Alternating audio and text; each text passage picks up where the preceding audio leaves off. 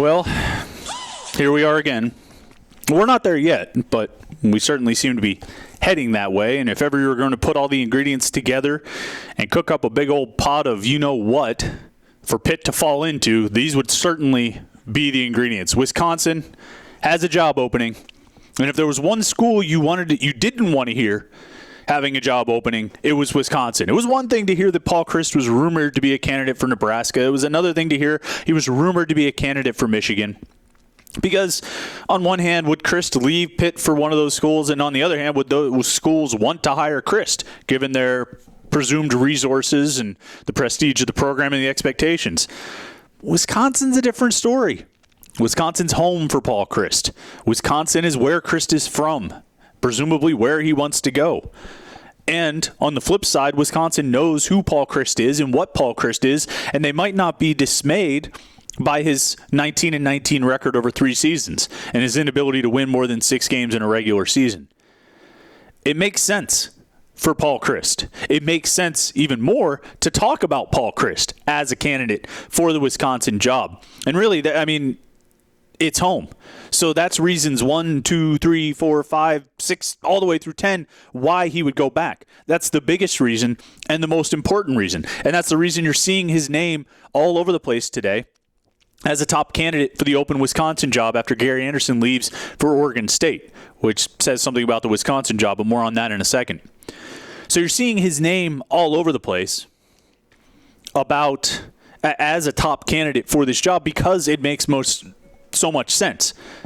But I can say that if the opportunity comes, and indulge me here for a second, I don't know that it's a no-brainer for Paul Chryst to leave Pitt for Wisconsin. His family is settled in here. He's got 2 daughters at Pitt, a son in high school. His family loves the city, and I think that's important to him. And maybe, just maybe, and I'm going out on a limb here when we're discussing college athletics, I realize that, but bear with me and indulge me for a second. Maybe, just maybe, he's a genuine guy. When he talks about the team or when he talks to recruits, he talks about family. He talks about the future. He talks about working together and supporting the players and recruits and being there for them. And maybe, just maybe, he means it. He comes off as a genuine guy. If you've talked to him in person, you watch his press conferences, he comes off as someone who really believes in being honest and trustworthy and loyal. He's convinced a lot of recruits of it. Even the recruits who don't pick Pitt say that one thing they appreciate about Paul Chryst is that he's honest.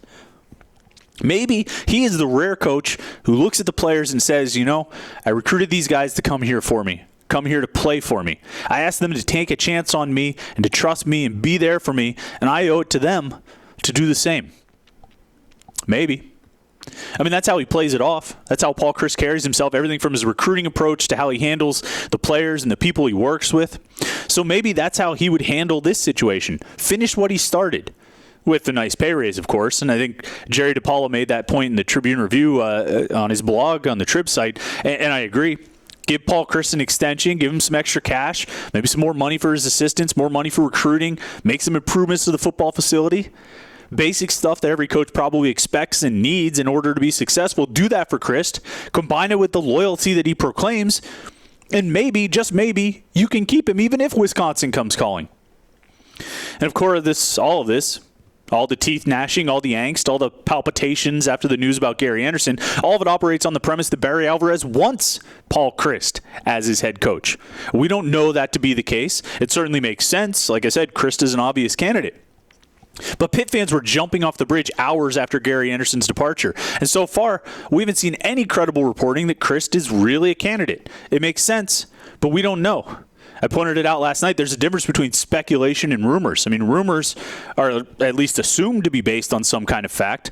Speculation is just guessing. Right now, we're all just guessing, and the easiest guess, the most obvious guess, is Paul Chryst. So right now, we don't know what's going to happen. We don't know if Paul Chryst is going to be under consideration for the job. We don't know if he'll take the job if he's under consideration. So we'll wait, and we'll see if Pitt's going down this road again.